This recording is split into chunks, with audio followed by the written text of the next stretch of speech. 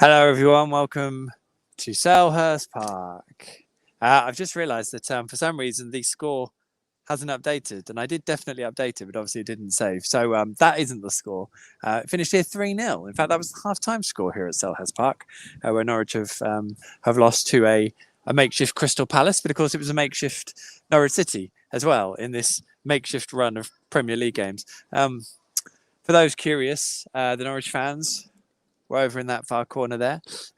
They spent a bit of time singing "You're Not Fit to Wear the Shirt" after the third goal went in. A bit of time saying "We want our money back."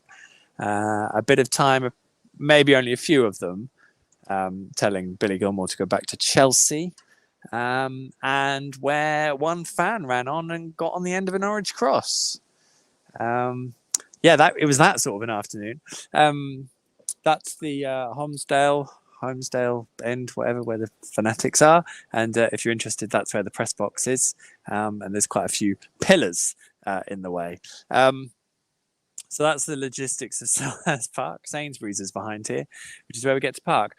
The logistics of the football match, probably tougher to talk about. So Norwich made a reasonably bright start. And, created a couple of half-decent moments.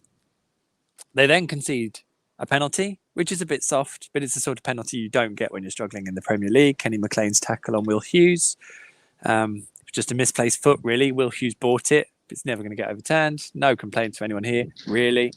And Odsonne-Edouard tucks it away nicely. And then from that point on, so, Crystal Palace are 1-0 up. They've had to do nothing for it. And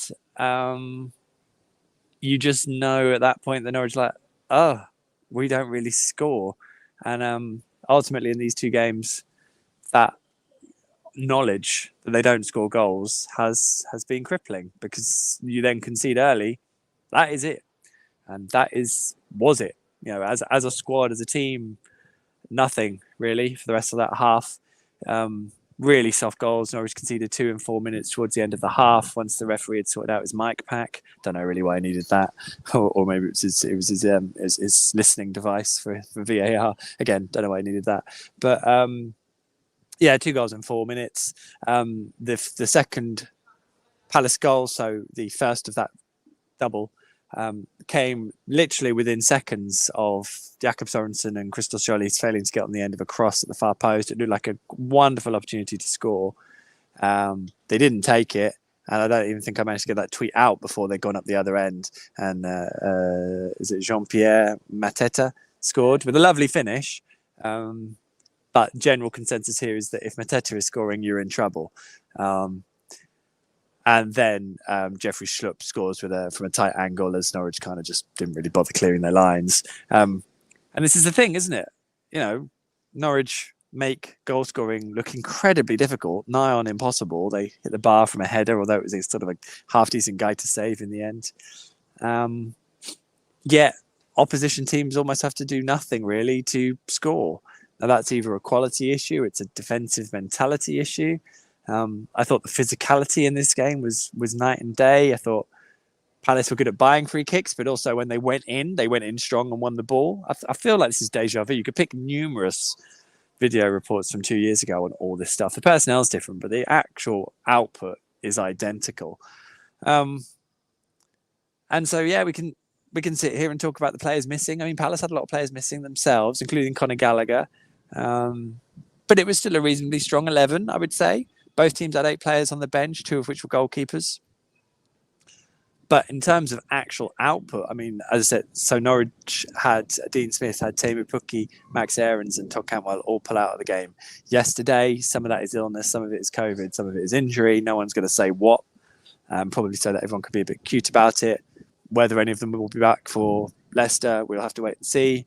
But much like this game, I think if Norwich got the opportunity to call off Leicester, they would in a heartbeat, but I don't think they're going to get that opportunity. So it's really hard. It's hard where you draw the line on how Norwich have been hit by injuries and all that stuff going on, but then how poor the players are they're coming in, how they're unable to deal with it the same way the opposition are, and then just the way the supporters are so eminently fed up, because I guess they missed out all the Championship good stuff, and they've just seen 2 years of Premier League dross.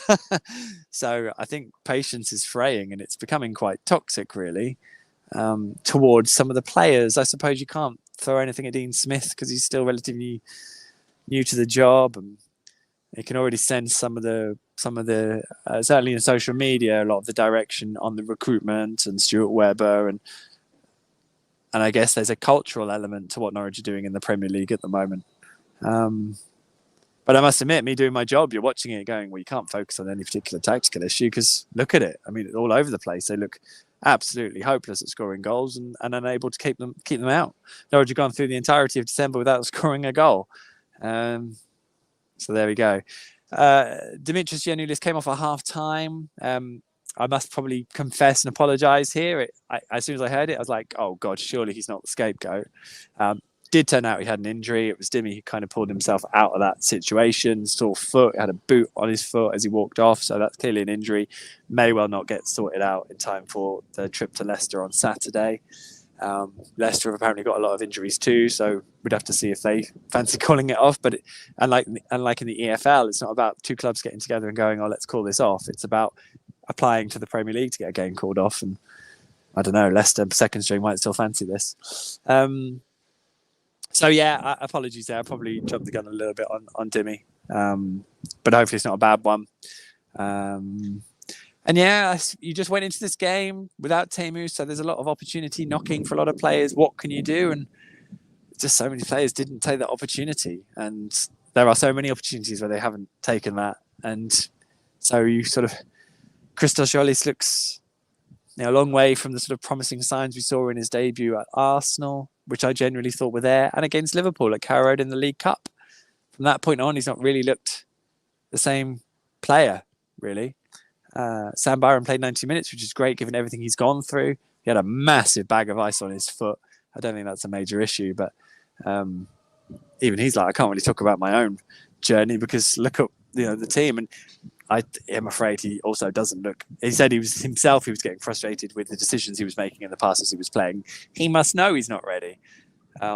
John Rowe isn't really ready, but he got to make his debut today after some good performances for the 23s. I mean, I've seen a fair amount of 23s football. I can sit here and tell you about how many goals they got and how promising they look in that scenario. I can also tell you it is a million miles away from Premier League football.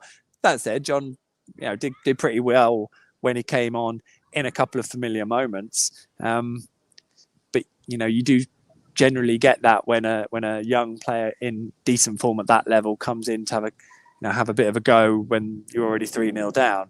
It's not really anything else you can judge on that. And, it's not like he deserves a start on Saturday. Whether he gets one or not is maybe a different matter. But yeah, I mean, I wrote my piece after the Arsenal game talking about the futility, how it feels futile, what Norwich is trying to do. And there wasn't much today to alter that dynamic. I don't really know where they go from here, if I'm honest. I mean, they need some players back, but they've scored 8 goals all season, and it's all very well saying they created a few more chances today, so that's good. I watched that game thoroughly expecting them not to score, almost not wanting them to, because what's the point of scoring when you're 3-0 down? Don't waste a goal then if they're finding them so hard to come by. Save it for when you're 0-0 and maybe get yourself ahead so you've got something to protect, because at the moment, Norwich are killing themselves, too early in games, and I think they're paying the price for it. I mean, they look nailed on for relegation, to be honest. I don't really know what else to say, and I feel like it's going to be a really long season. What more do you want to say? I've managed to spin this out for 9 minutes. I don't really know what else to add. We'll see what they do. Someone's got to go out there and prove that that's not the case, prove that they are capable of doing something more competitive. I don't look at the Premier League table and think, oh, well, they're not cut adrift, because I'm watching them play football. So, yeah, there you go. Anyway, that's the end of the year. I will see you back in 2022, providing the game goes ahead at Leicester. We will see what we got there. There'll be a couple of pieces on the Athletic between now and then, if you'd like to read those. I hope you've had a really good Christmas time.